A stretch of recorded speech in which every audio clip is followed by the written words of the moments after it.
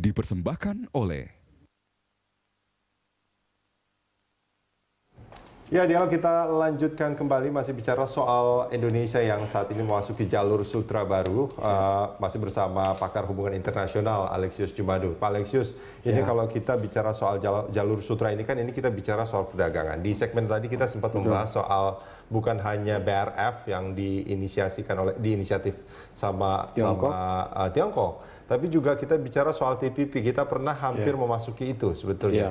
Tapi penginisiasinya justru malah keluar dari TPP. Nah ini sebetulnya kan pembentukan TPP ini kan sebetulnya sebuah forum yang justru untuk mengurangi dominasi Tiongkok. Ini ada dua ekonomi besar sebetulnya yang saling bersaing. Nah ini gimana Pak Alexius melihat?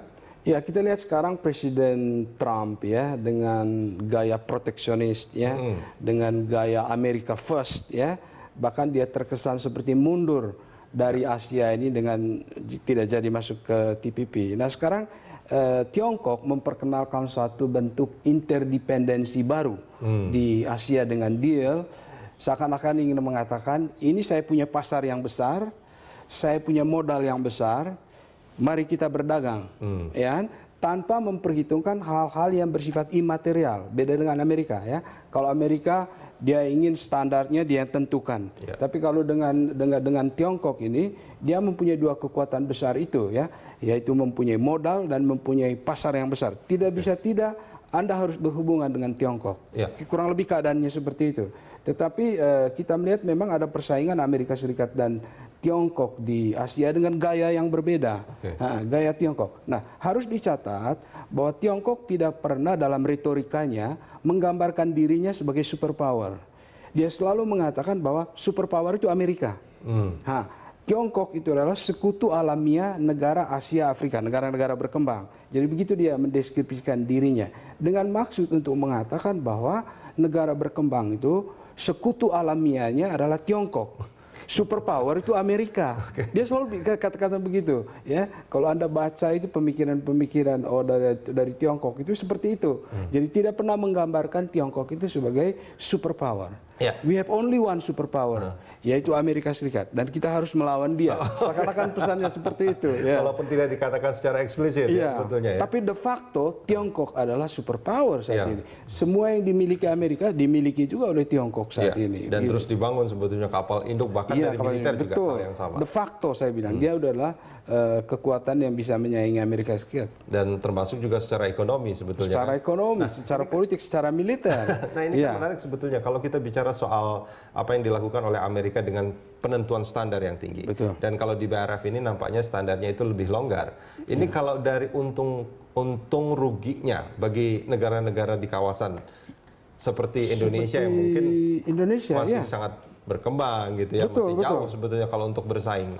Nah ini akan seperti apa Pak Alexius melihat? Ya, kita melihat bahwa apa yang dilakukan Tiongkok melalui Belt and Road Initiative ini itu sinkron paling dengan tiga hal.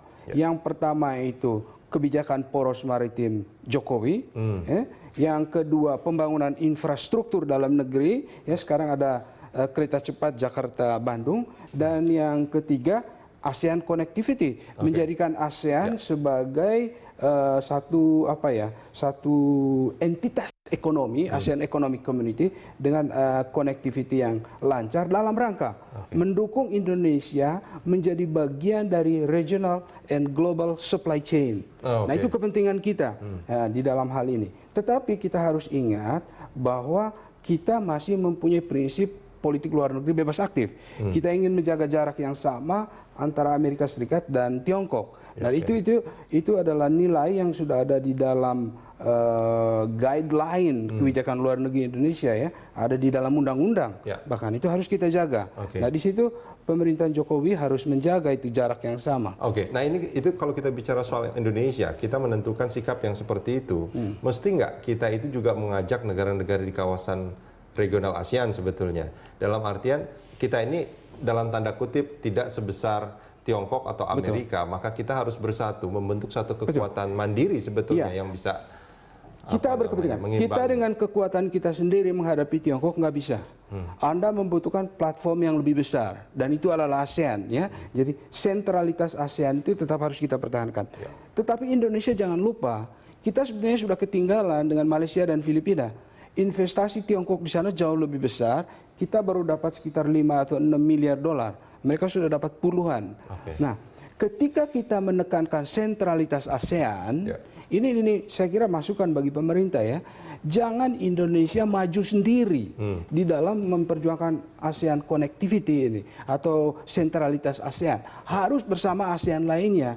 Karena kalau tidak kita dipandang oleh Tiongkok nanti sebagai pihak di Asia Tenggara yang challenge, dia punya ambisi untuk menjadi pemimpin di region di Asia ini.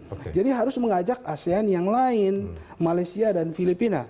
Karena mereka mempunyai konflik teritorial sebetulnya dengan Tiongkok. Nah, itu dia kan. Jangan mereka dorong-dorong Indonesia ke depan, tapi mereka menjadi free rider, yang mengambil manfaat yang lebih besar. Sekarang kita ketinggalan ini. Jadi ASEAN centrality itu harus diperjuangkan secara kolektif. Jangan secara bilateral oleh Indonesia. Kalau tidak kita kelihatan sendiri nanti seakan-akan kita ingin confront Beijing.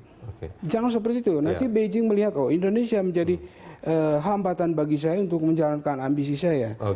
Ada itu pandai-pandainya diplomasi itu. Nine Dash itu kan ya? Iya. Titik 9. Kita tidak punya konflik teritorial dengan Tiongkok. Malaysia punya, Filipina punya, tapi investasi mereka lebih besar. Ini kan aneh. Nah, biasanya mereka dorong, ayo Indonesia maju-maju. Kamu yang bicara dengan Tiongkok. Tidak. Sentralitas ASEAN harus diperjuangkan secara kolektif. Ini betul penting ini. Kalau tidak kita kelihatan sendiri nanti di hadapan Tiongkok, kita seakan-akan mau menantang dia. Dan kita dirugikan. Nah itu dia, untuk membuat ASEAN ini memang menjadi kekuatan bersama gitu. Masing-masing pihak akan turut mengambil manfaat yang sama, terus juga akan berjuang dengan fokus yang sama gitu. Itu apa yang harus dilakukan? Artinya kalau kita memasuki ini dengan itu pertanyaan penting. Tadi kita sudah bicarakan ada pekerjaan rumah sekian banyak yang harus kita selesaikan di dalam negeri, birokrasi yang efisien ya, SDM yang harus meningkat, teknologi, pendidikan dan segala macam ya. Tetapi ada hal lain yang harus diperhatikan juga, yaitu public private partnership.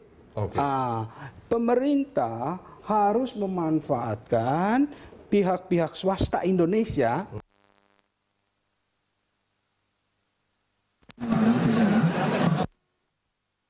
dengan baik. Nah ini harus kerjasama ini pemerintah dan swasta. Jangan malah dihalangi atau dicurigai.